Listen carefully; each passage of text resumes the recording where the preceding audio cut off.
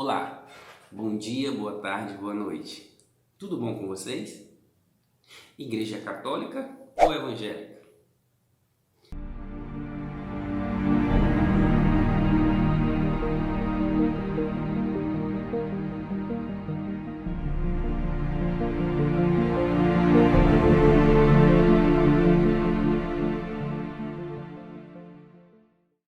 Vamos falar sobre os primeiros 7 concílios ecumênicos, começando com o primeiro concílio, o de Nicéia, em 325 e terminando no segundo concílio de Nicéia, em 787.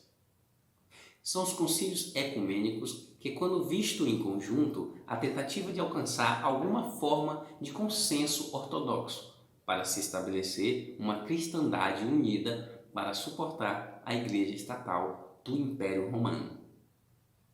Os 7 primeiros concílios ecumênicos foram: primeiro concílio de Nicéia, em 325, primeiro concílio de Constantinopla, em 381, primeiro concílio de Éfeso, em 431, concílio de Calcedônia, 451, segundo concílio de Constantinopla, 553, terceiro concílio de Constantinopla, 680 e segundo concílio de Nicéia, 787. Porém, eles não são todos universalmente aceitos como sendo ecumênicos. A Igreja do Oriente aceita apenas os 2 primeiros e a Ortodoxa Oriental apenas os 3 primeiros.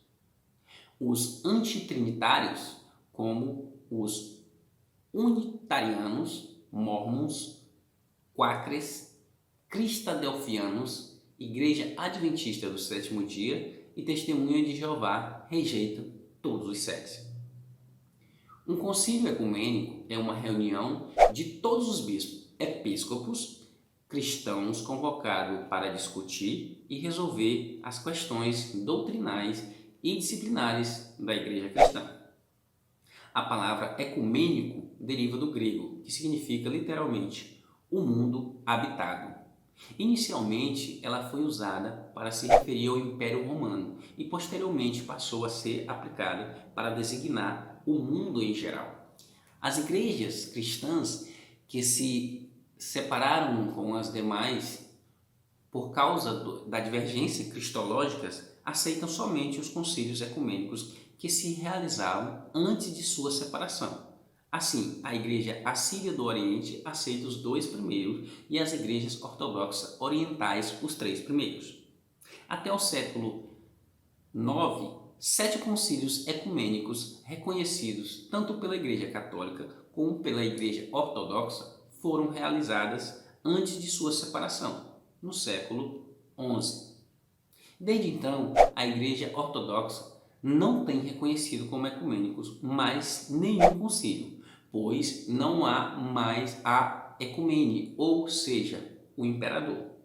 De qualquer forma, a Igreja Ortodoxa continua realizando concílios com a mesma autoridade dos ecumênicos, chamado concílios pan-ortodoxos. A Igreja Católica continuou a convocar e realizar concílios ecumênicos, em comunhão plena com o Papa, que passou a ser o ecumênico.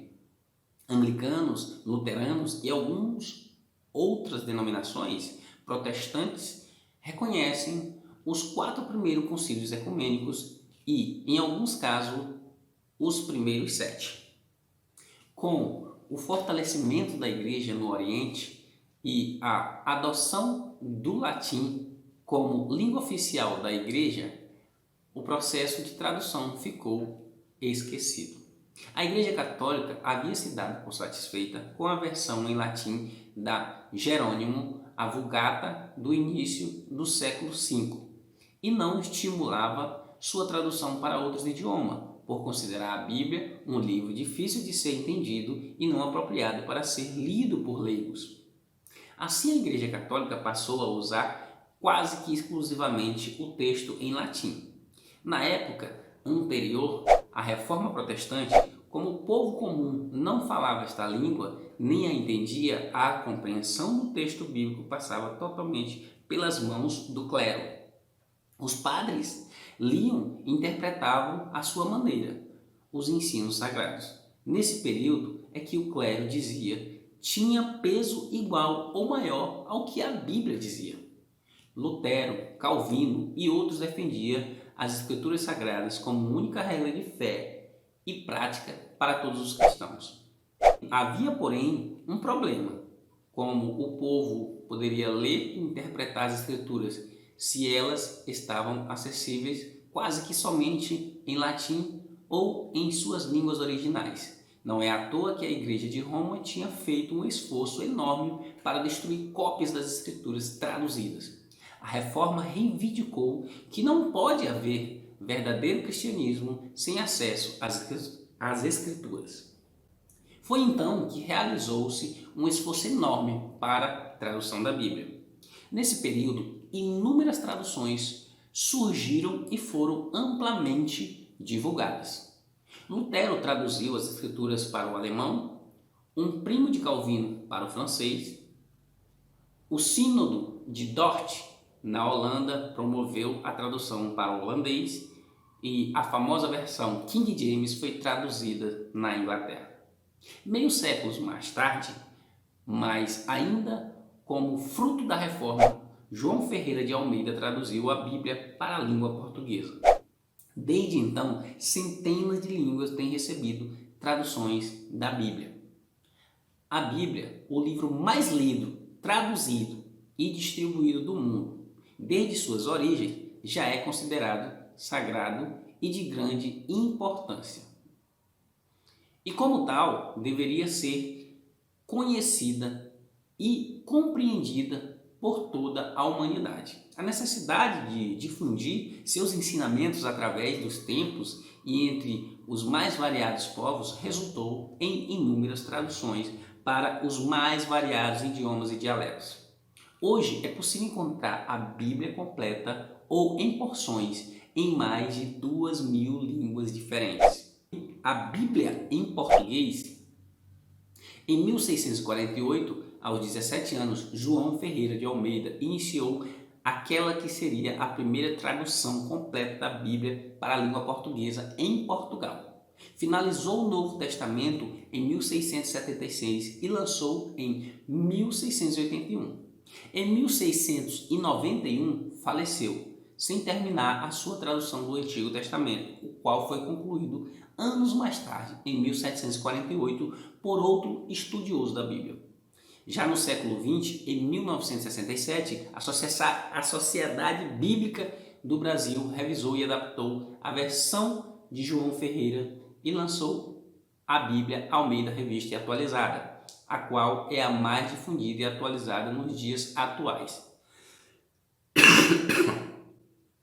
Foi o acesso à Bíblia traduzida e a sua comparação com os ensinos da Igreja Católica que provocaram as maiores perdas de membros da Igreja oficial da época da Reforma. À medida que as pessoas descobriam o verdadeiro ensino bíblico, recusavam todo e qualquer ensino que o contradissesse. Somente as Escrituras devem ser a regra de fé e a prática para o cristão. Bíblia é o termo que deriva do grego bíblio, que significa livro ou rolo. Desta maneira, algumas religiões usam esta palavra para nomear o livro sagrado em guias e seus princípios. Não é possível saber quantos livros sagrados existem no mundo, uma vez que o número de religiões ultrapassa a casa dos milhares. Contudo, há 3 delas que são conhecidas como religiões, devido à existência de uma obra responsável pela criação, desenvolvimento e fixação de fé de cada uma.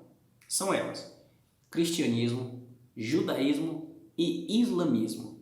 Mundialmente conhecidos, essas 3 doutrinas religiosas levam em consideração as escrituras e práticas presentes em livros sagrados, como a Bíblia, a Torá e o Alcorão, respectivamente. Os 3 livros religiosos mais conhecidos do mundo. Bíblia cristã. Este livro é uma reunião de textos do Antigo e do Novo Testamento, começando por Gênesis e terminando com Apocalipse. A Bíblia cristã foi escrita por 40 homens em um período que durou aproximadamente 1.600 anos. Contudo, existem duas versões deste tipo de escritura, uma para a Igreja Católica e outra para a Igreja e religiões protestantes. Essa diferenciação ocorre devido à quantidade de livros que existe em cada exemplar das religiões. Enquanto a católica possui 73 livros, as diretrizes evangélicas possuem apenas 66. Desta maneira, esta última versão não contém as escrituras de Tobias, Judite, Sabedoria, Eclesiástico, Baruque e Macabeus 1 e 2. Apesar destas diferenças, é importante destacar que existem diversas versões no caso da Bíblia Católica. Por exemplo, Bíblia Ave Maria, Bíblia de Jerusalém, Bíblia Almeida e etc. Apesar dos diferentes títulos, trata-se do mesmo conteúdo. A troca de nome ocorre porque são traduções distintas, mas com o mesmo objetivo e conteúdo. Torá. Ao contrário da Bíblia cristã, que possui o Antigo e o Novo Testamento, o Torá, Bíblia dos judeus, só é composta pelo Antigo Testamento. Os povos que acreditam nestas escrituras também chamam o de livro sagrado de Taná, uma sigla referente às três partes da Bíblia hebraica, isto é, a lei, a Torá, e os profetas, que é o Nevim, e os escritos, Ketuvim, Alcorão. Usado por muçulmanos, o Alcorão, ou simplesmente Corão, é apontado como o livro da fé islâmica.